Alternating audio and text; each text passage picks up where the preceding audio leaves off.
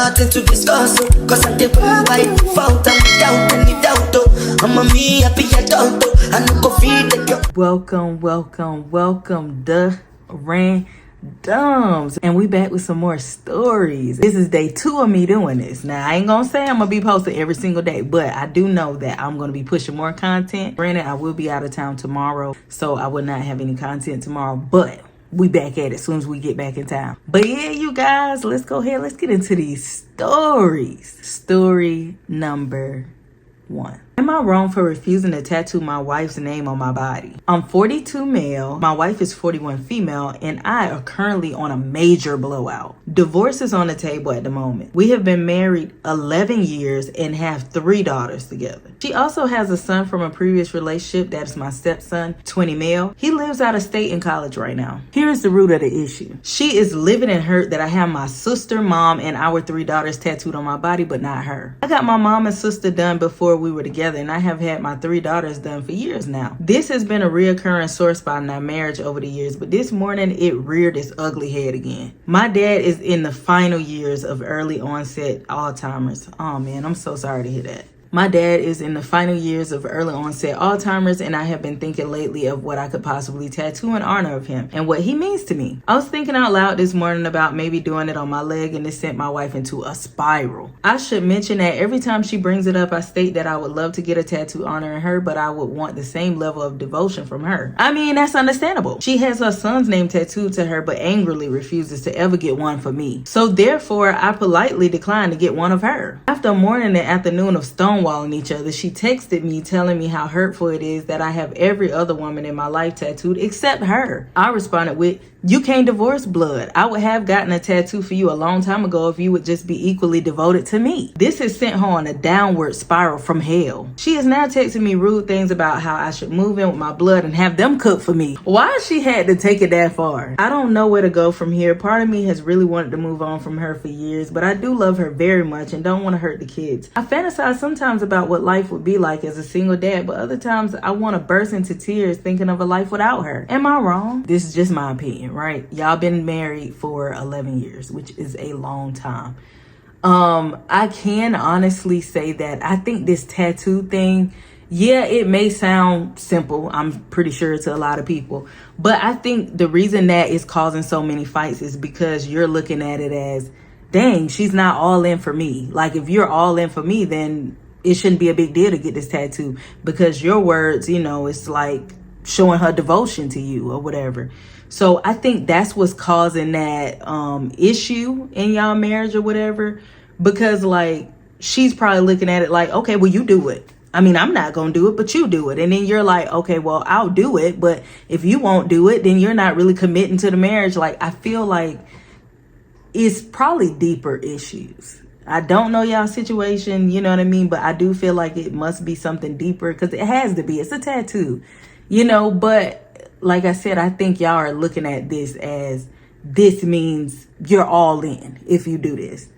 So with that being said, I think y'all should go to some type of marriage counseling, you know, and if y'all can't work through y'all problems and stuff like that, it may be time for divorce, especially if you are fantasizing about being single. Story number 2. Am I wrong for charging an entry fee for a family dinner on April 1st, leading my aunt to think it was an April Fool's joke? I, 26 female, am the go-to host for family dinners, and I usually enjoy it, but my aunt, 55 female, has a frustrating habit. She shows up uninvited with extra guests like friends or random relatives without telling me. Oh no, I don't even like that, because I'm the type of person like, who gonna be there? So I do not do the whole don't bring nobody that I don't know, you know what I mean? Even if I do know them, let me know that you bringing them. Like, I'm just that type of person. It's happened too many times, leaving me to stretch food and space on the spot. I've asked her nicely to give me a heads up, but she just says family should be spontaneous and ignores me. And I'd be like, okay, family's finna be spontaneous and I'm not inviting you to nothing else, okay? Because at the end of the day, I'm the one paying for this food.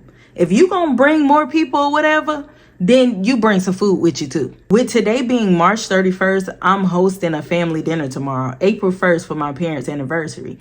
Knowing my aunt will likely crash it with extras, I decided to try something new. Last week, I sent a group message saying that because hosting costs keep rising and the guest list keeps growing, I'm asking each adult to chip in $10 to cover expenses. I figured this was a fair way to handle it without pointing fingers. Maybe I'm a little childish or something, but I would have been all in the group message like, thanks to Aunt Stacy that the expenses and everything is going up. You know, I'm not trying to point fingers, but Stacy keeps inviting different people, but then don't want to cover nothing. She don't want to bring no pizza, no nothing. Tomorrow's the big day, but I can already picture it. My aunt will roll up with 3 unannounced friends. When I ask for the $10 contributions at the door, she'll probably laugh and say, oh, great April Fool's joke. I'll have to explain it's not a prank and that it's about respect and planning, especially since she keeps doing this. I ain't gonna lie, if I could be a fly on the wall, bro, I'm betting she'll get mad, call me stingy, and storm off, which has happened before when I've set boundaries. The family's already split. Some think I should let it slide since it's a special occasion and tomorrow's April Fool's Day might confuse things, while others say I'm right to stand my ground. I'm worried my aunt would spin it as me pulling a mean prank if she takes it the wrong way. Am I wrong? No, because food is not cheap, bro. I laugh and everything. I'd be like, April Fools. No, I'm serious. Give me the money. I need $10 from everybody.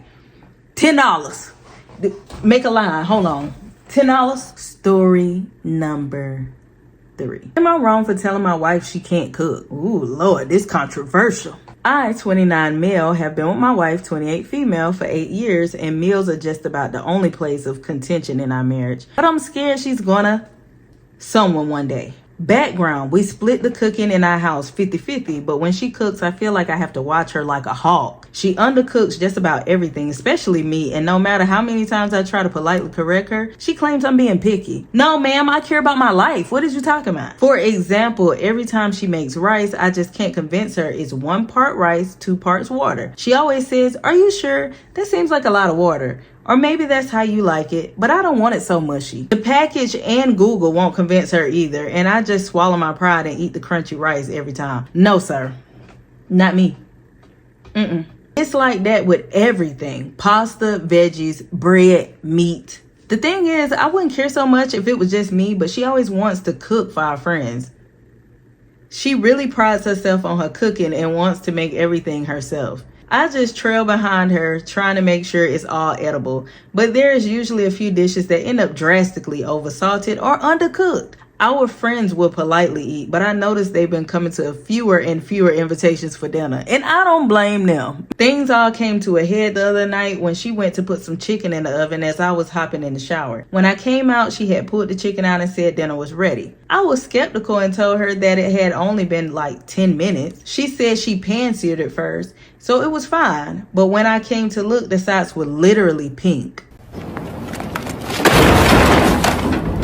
I snapped a little and told her she's gonna someone one day from serving them raw meat. Can't you see that it's pink? That's food safety number 1. She said she thought it was done and it's not her fault. Her mother never showed her how to cook chicken growing up. I then told her, well, you're almost 30. There's no excuse for not knowing how to cook at all. Needless to say, she was pretty upset with me and I probably could have been nicer. But I've been nice about it for 8 years and nothing has changed. Am I wrong? I don't feel like you're wrong because obviously you want to save everybody, especially yourself too. You know what I mean? But I think that maybe y'all should go to like a cooking class or something like that. I mean, from what I see or whatever, I ain't never been, but you know, I've seen like little stuff, you know what I mean?